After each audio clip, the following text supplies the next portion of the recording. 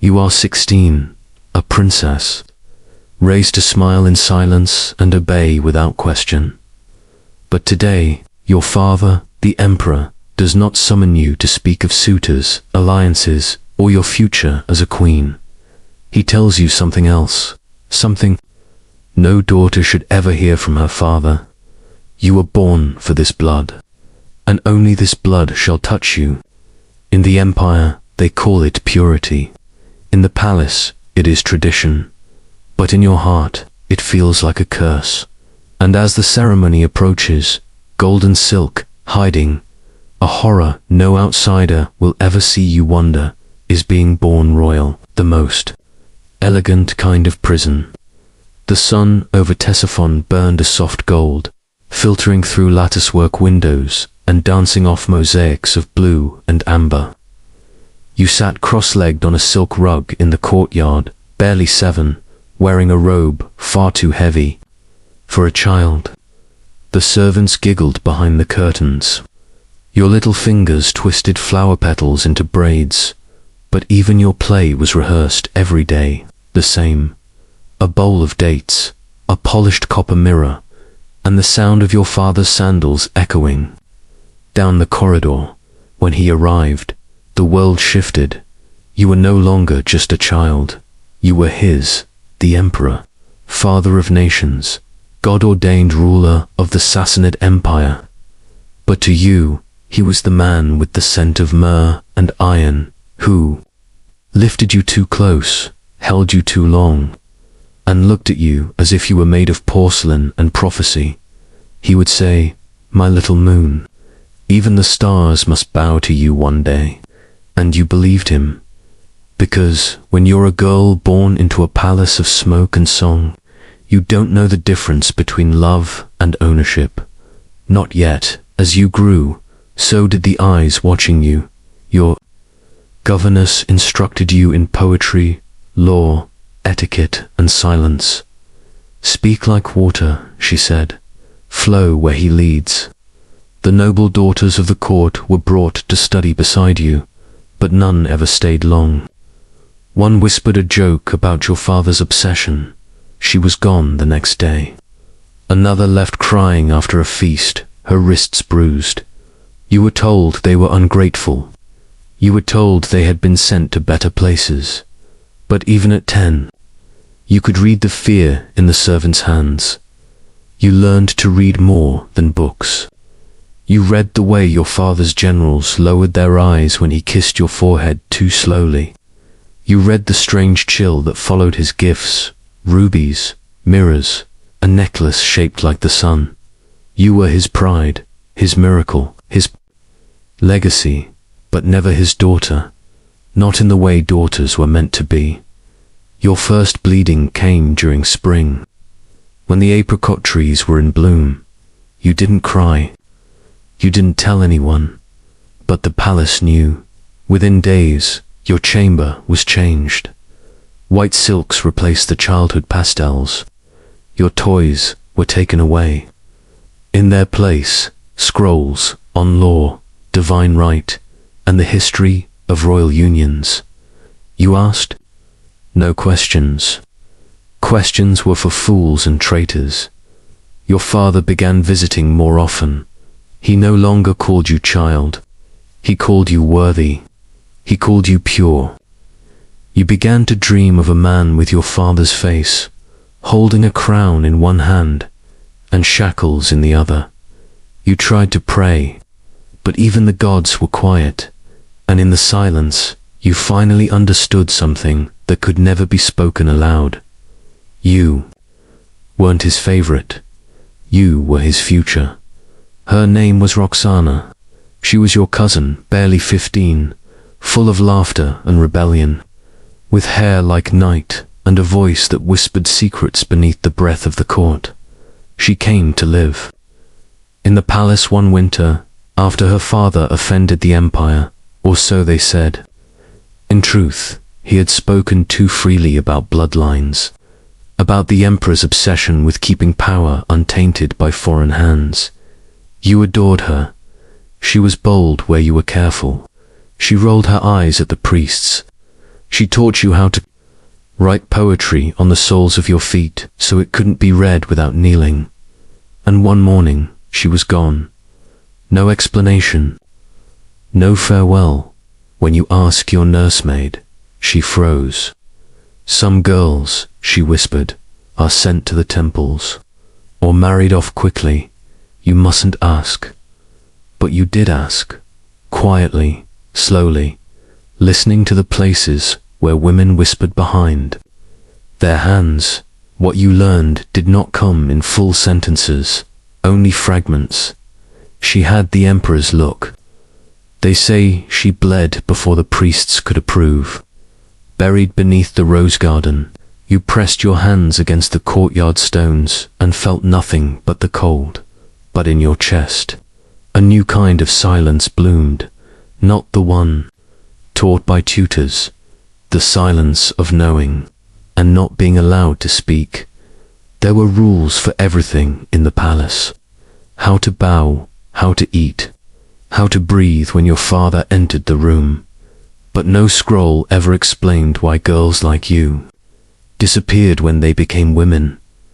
You began to notice strange things. The high priest would look at you too long. Your robes began to cover more of your body, not less.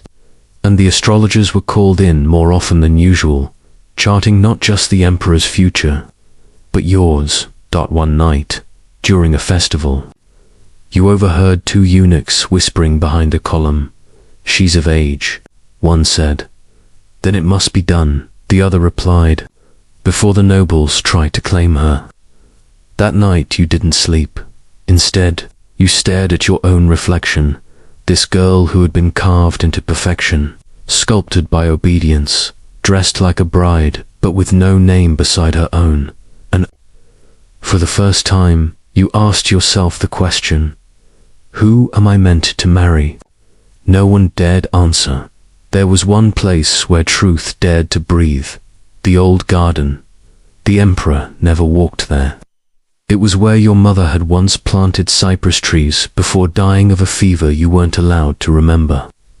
The air smelled like ash and cinnamon. It was there that the oldest servant, a woman who had survived 3 reigns, found you one evening, sitting beneath the silent trees. She did not bow. She sat beside you. You feel it, don't you? She said. You turned, startled. Feel what? The way the walls breathe. The way the palace shapes girls into things. You didn't speak. She looked up at the darkening sky. They'll tell you it's duty, that you were born for it, but they don't tell you what it takes to be pure. You wanted to cry, but the tears would not come. Instead, you asked the question that had haunted you since Roxana vanished. Will I disappear too? The old woman sighed. Not disappear, you'll remain, but not as yourself. And in that moment, the truth was no longer a whisper. It was a scream buried under centuries of silence. It began with murmurs in the marble, whole ripples of unrest among the emperor's advisors, whispers of rebellion in the west, talk of Persian blood mixing with foreign hands. A distant cousin had married a Byzantine princess, and the court saw it as treason by marriage. The emperor convened his council in the hall of eternal flame. You were not meant to be there, but from behind the curtain, where you often waited for his summons, you listened. A noble said it plainly. If the line does not remain untouched, we invite collapse. A priest, older than the empire's last war, added, the stars have aligned. The girl is of age. She is the moon to his sun. The emperor said nothing for a long time. You could hear the scrape of his fingers against stone. Then he spoke, quiet, icy, final. No foreign seed shall ever rule Persia. She is mine, of my blood, of my will. The chamber fell silent, and you sat frozen behind that curtain, the silk sticking to your skin like sweat. until that moment. You had prayed, the rumors were. Just that. But now the lie was gone. You were not being saved for marriage. You were being preserved, like a relic, like a jewel, like something meant to be possessed by only one man, your father. The next morning, you were summoned to the mirror hall, where the emperor made all his most sacred decrees. He sat beneath the golden canopy, surrounded by doves carved from lapis. He did not look like a man. He looked like a myth. Beside him stood the high priest. In his hands, a scroll sealed with the imperial crest. The emperor gestured, and you knelt. "My daughter," he began, "you are the embodiment of my blood, the flesh of my flesh, the only one worthy of continuing the sacred fire." You stared at the mosaic beneath you, two lions chasing the same sun. Then came the words you would never forget. The stars approve, the gods demand, and the empire requires our union. The priest began reading blessings, old, dusty, cruel words. You could not breathe. Your body remained still, but inside, something shattered. This was not a proposal, it was law. There was no escape, no ally, no voice loud enough to scream, only silence and silk. The wedding was set for the following moon. You did not cry, you did not beg. You did what royal daughters are trained to do. Obey, smile, die slowly. The palace buzzed with preparations. Servants embroidered dragons onto your veil. Perfume makers bathed you in rosewater. Even the dressmaker wept silently as she measured. "Your arms, your highness," she whispered, pricking her finger on a needle. "In some dynasties, blood is kept pure through gods. In this one, through daughters." At night, you lay beneath silk sheets and stared at the ceiling, where constellations were painted in gold leaf. The stars that had betrayed you, the same stars that justified your sacrifice. Your mind drifted to the old woman in the garden, to Roxana's vanished face, to the feeling of your father's lips brushing your hair with reverence, and something darker. The empire called it duty, but in your chest you began to call it by its true name. A war no one would admit was happening. The day arrived, wrapped in ivory and dread. From your chamber window, you could see the palace gardens filled with red lanterns and gold statues, each bearing the emblem of the imperial phoenix, a creature reborn by fire. You had never hated anything more. They dressed you in white, the color of mourning in ancient Persia. A veil that weighed more than your body was placed over your head, stitched with threads spun from silver and prayers you never said. The women whispered blessings as they tied your sash. "May your union protect the realm. May the gods favor your womb." You nodded, but inside you screamed. No one looked you in the eyes.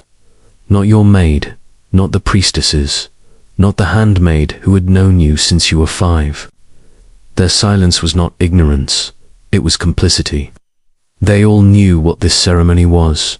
They just chose to name it honor. The procession was long. It felt like a funeral. 100 flutes played as you walked past rows of nobles and generals who bowed without blinking. Every step you took echoed through the marble hall like thunder. Your father stood beneath the eternal arch, dressed in gold. Not as a man, as a god. He extended his hand. You hesitated, only for a breath, only for a moment, but a hush fell. The entire empire seemed to hold its breath with you. Then, like a puppet, you took it. He smiled, as if nothing was broken, as if this were fate.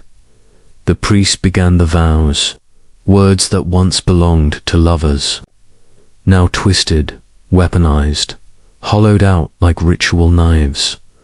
The blood shall remain unbroken. The throne shall never be tainted.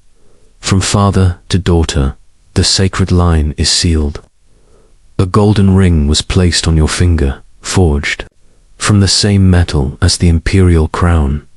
You were now his wife, but more than that, you were his proof to the empire, to the gods, to history, that he could conquer even the boundaries of nature itself. The sun had barely set when they led you to the Empress's chamber, a room no one had entered since your mother's death. Inside, rose petals on silk incense, so thick it choked the air, and a bed carved with lions and flames. You sat there in silence, hands folded, veil still on. When he entered, you didn't look up. You stared at the embroidery on your wrist. A phoenix, its wings were on fire. He knelt in front of you, as if in worship, as if this was divine. He whispered something you would never repeat, and then nothing. No screams, no words, no record, only shadows, only breath, only the rustle of silk on stone. The next morning, they called you Empress. You were 17, and the whole empire rejoiced. But in your chest, something had been buried. Not your virtue, your self. You were now the Empress, and yet you could not leave your wing of the palace. Each morning, a servant drew your bath in rosewater. Another painted your eyes in kohl. A eunuch brought scrolls of philosophy and law. You read them silently, surrounded by cushions, always watched, always alone. The world saw you as untouchable, holy, pure, destined. A living goddess, married to the emperor, chosen by the stars. But inside the silken walls of your chamber, you were owned. You sat by the window each day, looking down at the garden where birds flew freely and petals fell without consequence. You envied them, no one dared look at you for too long. The women who dressed you kept their eyes low. Even your own name was rarely spoken. Only your titles echoed through the corridors now. Her radiance, mother of purity, wife of the eternal flame. But none of them meant you were disappearing, not from the world, but from yourself. The emperor visited when it pleased him. Sometimes he brought gifts, silk from the Indus, a gemstone shaped like a teardrop, a lion cub that roamed your hall for days, each item more absurdly extravagant than the last. A distraction, a performance, love, they said. But it felt more like conquest. Worse than the emperor's presence was his absence. For when he wasn't there, his eyes still were through guards, eunuchs, advisors. Every corner of your chamber breathed surveillance. You once wrote a poem on a slip of silk. I am the shadow of a crown that never asked to shine. It disappeared by nightfall. The maid who found it was sent away and never returned. You learned not to write again, not even in your mind, because even thoughts began to feel like treason.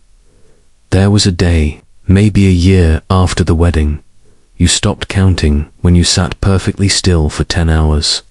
Not as punishment, not as devotion, but because you couldn't remember why you should move. The women brushed your hair.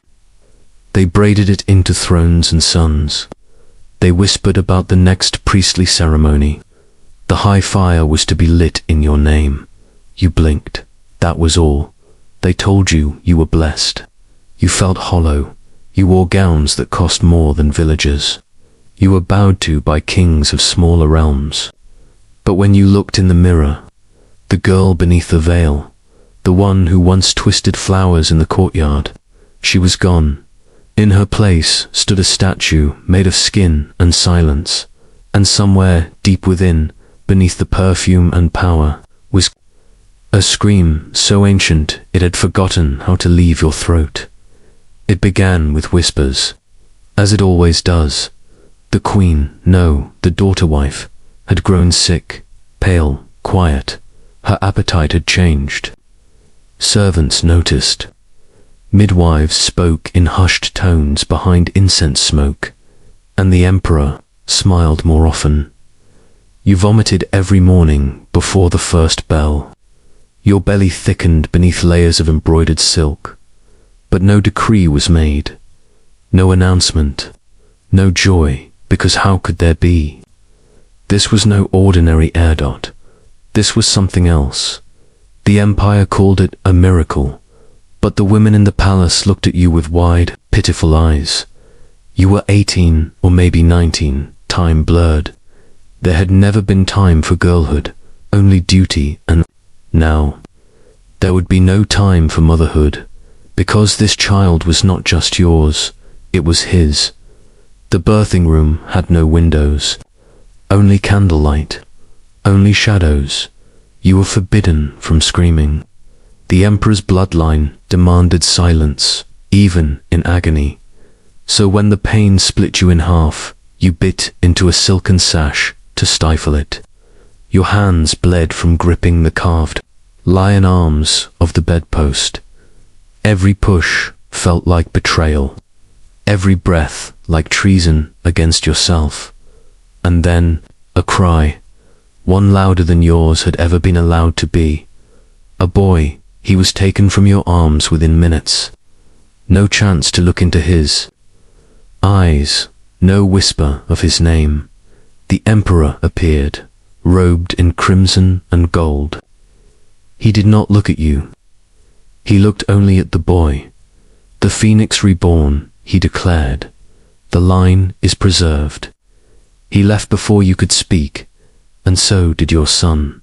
For months, you were not permitted to leave your chamber. The official story said you were meditating in devotion, but you were mourning something unspeakable. You had carried a child, broken your own body to bring him into the world, and now you were a stranger to him. A rumor he was raised by priests and generals. He would never know your lullabies. He would never touch your hand in comfort, because to the world you were not his mother. You were his sister. That lie would follow him forever, and it would haunt you long after. You sometimes pressed your ear to the stone wall that separated your chamber from the hall of training. You swore you heard a toddler's laughter. You imagined his smile. You invented a name for him, Ashen. You said it only once, and then never again. Because in this palace of shadows, even love was an act of rebellion. He wasn't like the others. General Kale, newly promoted, battle-scarred, barely 30. A war hero, the son of a farmer. He bowed like the rest. Called you my empress like the rest. But his eyes hesitated, not out of defiance, but something far more dangerous. Recognition. You noticed it the first time in the marble corridor, flanked by guards on your way to the sacred baths. His gaze flickered up, held yours for a heartbeat too long, and in that moment you felt seen, not worshipped, not owned, seen. The next time it was a quiet evening council, and he dropped his scarf while exiting. A flash of embroidered threads, barely visible but unmistakably yours. Taken from your private chambers, from a time when you still embroidered to feel human. How had he gotten it? Why had he kept it?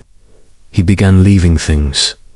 A flower pressed into your seat cushion, a poem folded inside a hollow scroll. A vial of salve you once mentioned in passing, tucked between volumes of ancient lore. You never replied, never acknowledged, never even changed your expression when you found them, but you kept them all. Because in a life where every move was dictated, every breath monitored, these small rebellions were sacred. Then one night, during a festival of lights, while the sky bled fire above the palace and drums shook the stone halls, he passed you in the garden. His hand brushed yours. That was all. and yet it felt louder than any war trumpet. You knew you were already condemned. It didn't take long. The Emperor's informants were everywhere. Even the birds might have reported you. The scarf was found in Kale's barracks, the scrolls traced to a forbidden poet. The gesture in the garden had been witnessed by a eunuch high in the trees. You were summoned at midnight, not to the throne room, but to the Hall of Ashes, where all things were burned before they could spread. There, your father-husband sat in his obsidian robes, not angry, smiling. Double quotes, "A woman's heart is the most dangerous rebellion," he said, "but don't worry, I'll kill it for you." Kale never saw dawn. They paraded his body before your window, and for the second time in your life, you watched a man who had shown you kindness be destroyed, for daring to see you as something more than a womb. You didn't cry, you didn't speak, you simply turned from the window, and never looked outside again. The morning after Kale's execution, everything changed, not with whips, but with roses. Your chambers overflowed with lavender and honeysuckle. Sweet milk baths were drawn. Your silks replaced with white gauze. Robes. Every woman around you whispered words like cleanse, restore, rebalance. You were not punished. You were purified, or so they claimed. But the tonics were different now, thicker, earthier. You noticed your vision blur an hour after drinking them. The silence inside your head grew heavier, like thick fog rolling in. You forgot Kale's face by the third day. By the seventh, you could barely recall your own mother's name. Your memories were being washed, not with violence, but with a carefully measured alchemy of herbs, incense, and suggestion. A 1,000-year-old process, refined by empresses before. You. None of them survived it whole. One night, under the influence of a heavier dose, you wandered into the forbidden wing, the hallway sealed with gold chains, guarded by silence. There, behind a cracked wall panel, you found it, a room of portraits. Women in ceremonial white, heads bowed, eyes empty. You recognized one of them, just barely, Empress Sanya. Your grandmother was rumored to have gone mad in her 3rd year of marriage. The official history said she died in peace, but someone had etched words beneath her image with a blade. They took my name, but not my scream. You stumbled back, terrified and electric. You weren't the first, and you wouldn't be the last. The high priestess arrived. Under the blood moon, she was older than dust, dressed in funerary black. A living relic who had presided over 6 generations of imperial brides. She sat beside your bed and placed a cold obsidian mirror in your lap. "You will forget him," she said softly. "You will forget you."